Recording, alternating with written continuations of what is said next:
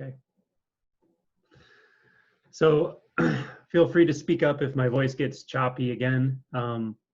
It's funny, it's only ever happened during those guided meditations, and it's happened twice, and it's never happened in any other setting on Zoom. So I wonder if it's the way I'm talking, that I'm like talking quietly and pausing a lot, and it's confusing the whatever's picking up my voice. I don't know. So it could just be the guided meditations that it happens, but if it happens at other times, just let me know if my voice gets choppy or the sound isn't right. Angela, Yes. do you have a ceiling fan on or a fan close by? Well, I have the air conditioner running, and I think maybe that's what was the problem. So I'll make sure that's off during guided meditations in the future. Cool. Yeah.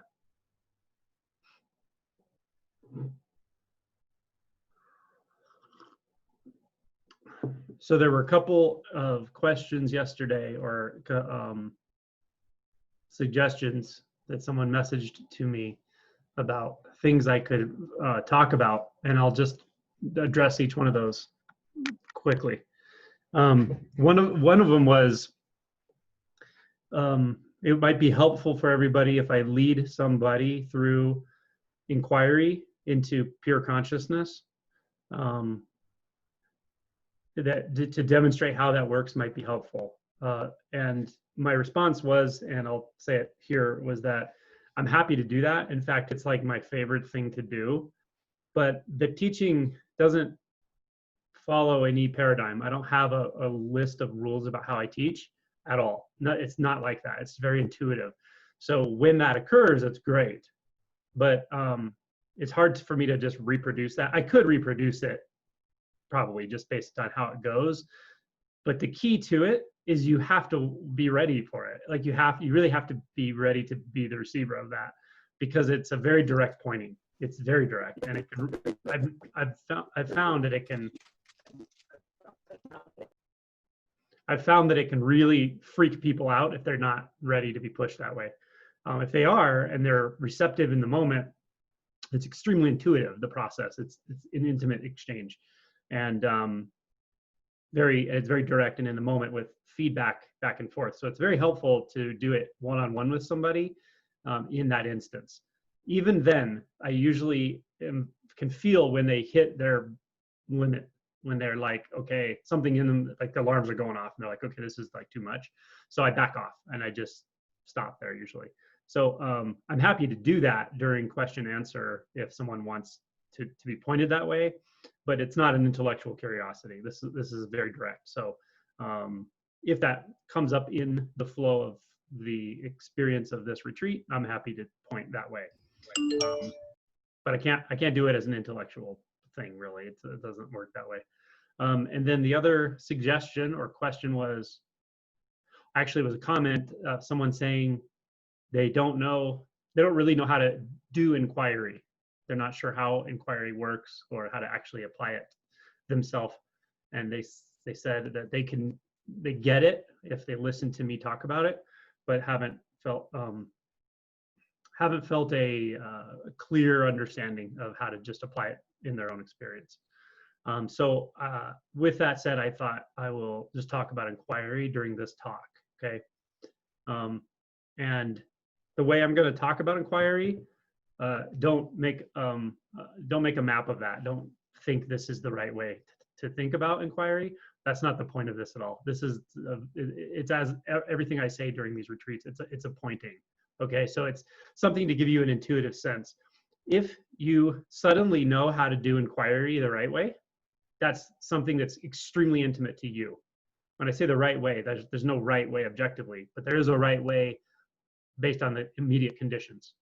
Okay, and it's very intuitive. It's pure intuition in a sense. So I'm going to talk for an hour or whatever, and I'm going to point to different ways of doing inquiry, and maybe we'll even like do it. You know, I'll give us time to practice it if you feel inclined. If you don't, it doesn't matter. Just listen to the voice or listen to your body or whatever's going on in the environment. But we'll sort of practice that, and I'll point in different ways like I did yesterday with pure consciousness. And then forget it. Don't worry about it. Don't try to remember, oh, what did he say? Am I doing exactly right? Because if you do that, you're already entertaining a thought.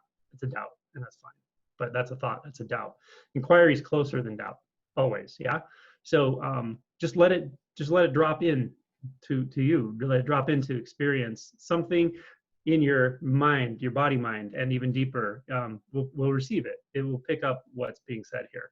And when the time is right, and when you're ready and really want to inquire, whether it's into a certain aspect of your experience or of realization, or if it's like the big one, whatever, it doesn't matter. It will present itself to you. You'll suddenly just get it. You may literally just be in the middle of meditation, and all of a sudden you just go, oh, that, yeah. And that will be your understanding of inquiry. And then from that place, you'll understand when you hear somebody talk about inquiry, when you hear how Ramana Maharishi talked about it, or how I've talked about it, you'll all of a sudden realize, like, oh, I see what they're talking about, but they're not trying to give me a mental model. They're not trying to give me a map or a set of instructions, really. They're pointing to something that's closer than any instructions anyone could give me. And so that's the experience that I basically plant a seed for in you. And life plants these seeds all the time as well. It's everywhere. So that's how I would suggest you receive this, just as a porous, open sponge. Just let it move through, and it'll do its work. But just don't develop any rigid paradigms of this is right inquiry, this is wrong inquiry, because that's not how reality is. Reality does shift and move all the time. Okay. So with all that said, inquiry in this context is a very simple way. It's close to the most direct way to investigate your true nature. Okay, which ends up being the true nature of reality, which ends up being something that you can't even label reality. It's so too close, too real, too all-encompassing, undivided. Okay, but the entry point, or how we initially experience reality, is my reality, right? So the sense of me, sense of being a me. So the inquiry often starts with that. It can be as simple as, who am I?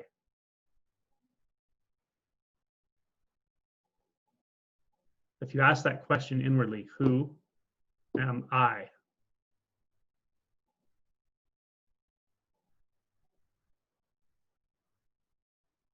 You might notice everything stops internally, because we're not looking for a thought answer. We're not looking for someone, some voice, some thought to say, oh, I am XYZ. That's not what we're looking for here, right? Because if that does occur, it's fine, but we recognize, oh, that's also a thought. Yeah. Well, I know who I am. I have this history and I'm this person. Another thought. Okay. But who am I that's aware of that thought? So who am I? A thought can come and say, oh, I'm doing this wrong. I never know how to do inquiry. Okay, fine. That's a thought. There's something aware of that thought, apparently. But what is it? Where is it? Who am I?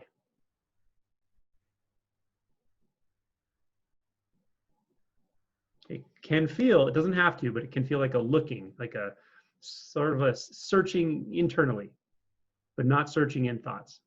Just looking, waiting.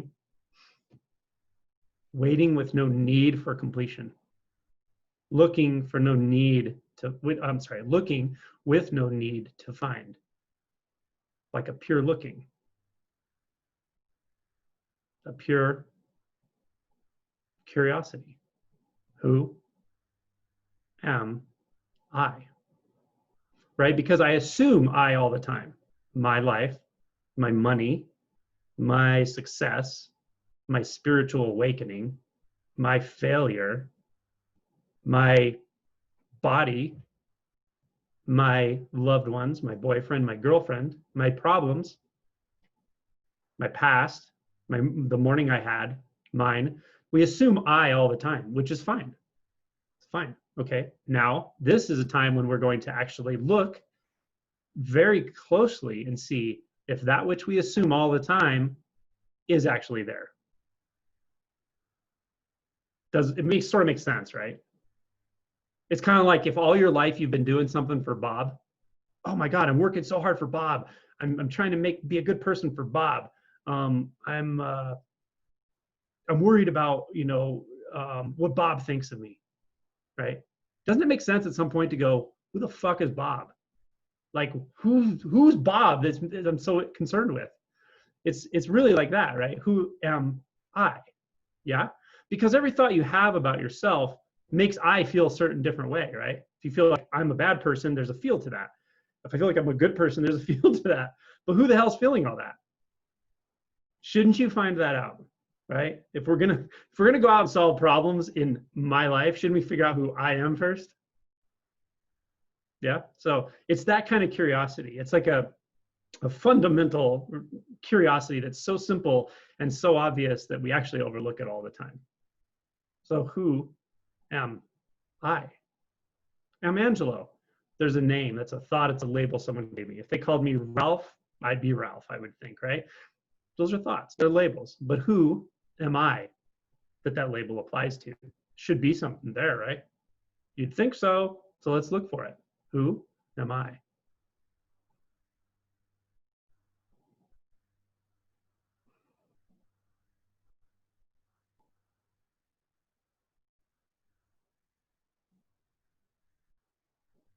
There's no right or wrong answer to this question because it's not in the world of logic. The answer isn't even we're not even concerned about the answer, really. It's the value of the question that matters. Who am I? Right? I had problems yesterday, like, whatever they were. I couldn't figure something out. I got frustrated. I lost money on the stock market or whatever. I don't know what happened, but that seemed like a real problem for I. Okay, well, who am I then? Can I find it right now?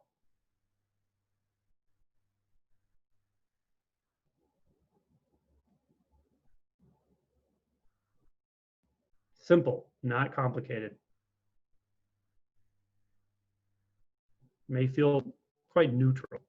We're not looking for a thought answer, a conceptual answer. We're also not looking for an experience.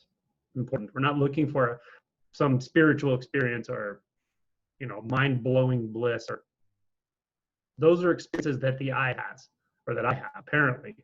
So fine, who am I? Yesterday felt so blissful to me, right? That's the unspoken me that everything's about, seemingly. So yesterday was blissful. Oh, who is it for, though? I should be able to find the one that was true of.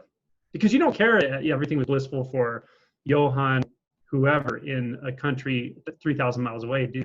That doesn't concern you. You're not worried about that. But if I had a blissful day, ooh, that's a big deal, right? So we tie a lot around that, which is fine. Let's just look for what it is, though, right? And the more we look, the more kind of bizarre this gets, actually. It will get weird. Like, it's supposed to. It won't get weird if you stay conceptual.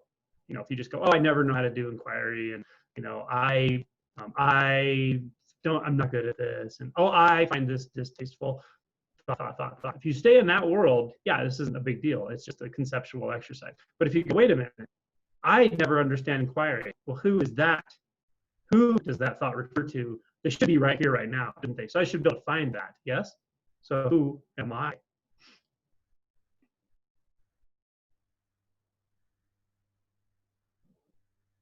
And oh, wow, it's so strange that nothing is here.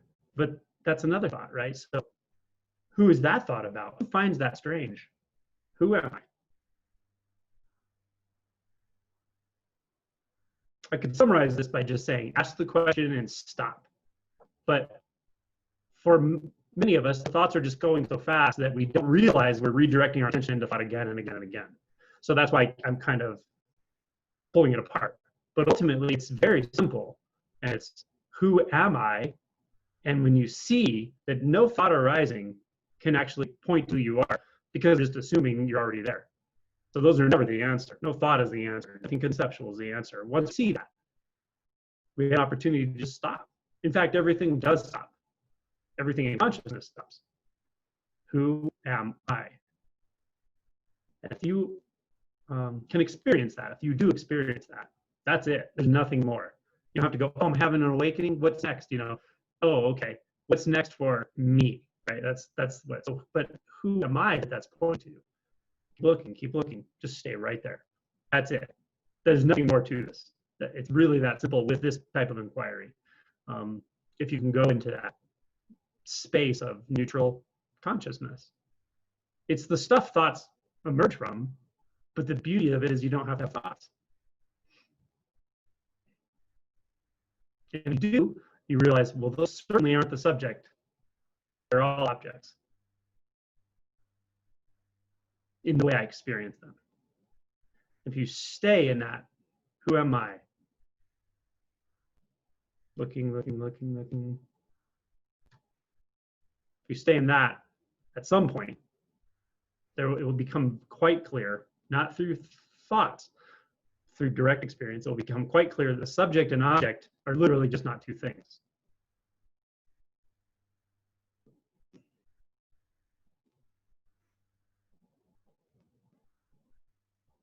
But that doesn't have to happen. That's not a goal.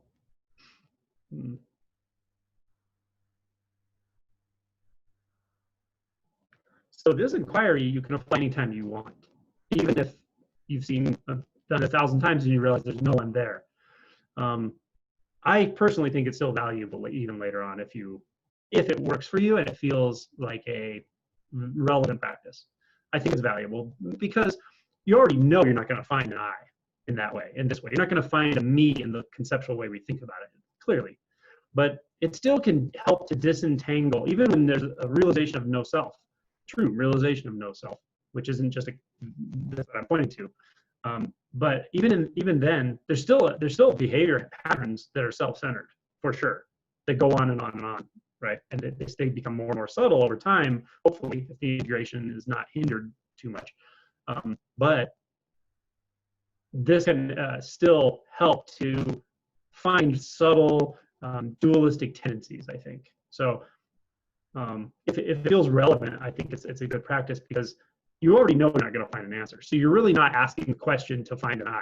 You're not going to suddenly find some entity that's called me, because if you do, it's a thought. You can picture yourself all day long, it's fine. But it doesn't mean it's what that thought is referring to, right? You can picture the Queen of England, it doesn't make you the Queen of England. So, right? So I think it's valuable if you can do this in this pure way, to just stay in that purity of consciousness. It's valuable, I think. So if anyone wants to try this, of course, no one has to if it feels interesting or relevant, ask about it and you try it. I'd be curious to see what your experience is and ask about it in question and answer today or any other day. And based on that, we could, if it moves that way, we can tune in to what I'm talking about. People having challenges with it. So who am I is a common point of inquiry in various spiritual circles. Probably, I don't actually know all the history of it. So Ramana Maharishi, I think, made it very popular in current culture, but I'm sure it goes before him. It's something they also use in Zen sometimes as a koan. In Zen, the most common Renzai Zen, most common koan is actually, to start with, is what is mu. And there's a story behind it, and I can tell you the story, but the story doesn't matter. It actually doesn't matter at all. Because the point of mu, M-U, spelled in English, the point of mu is there is no conceptual answer. You already know that at the outset. So you're already, your conceptual mind's already on tilt if you started entertaining what's mu. It's really a funny thing. But you sit there and ask, what is mu? And this is an interesting one because it developed in a relational modality with a teacher. So it developed in Renzai Zen, where you would sit there on the mat and try to figure out what the hell mu is, and you'd come and sit down in Dokusan and tell your teacher, okay, mu is the whole universe and it's nothing, and it's you say some stuff and you'd say all conceptual. Those are concepts, thoughts. Go back and bring me mu. And be like, what? Like, what in the heck is he talking about? He or she, what's going on? I don't understand this. Like, so you go back and you sit there and you're like, okay, what could it be? And then you come back and say, oh, it's no concept. And then the jury would say, that's another thought. So you'd be like, And it's a little choppy again. choppy? Okay. I'll just leave and come back like I did before. It'll probably be fine.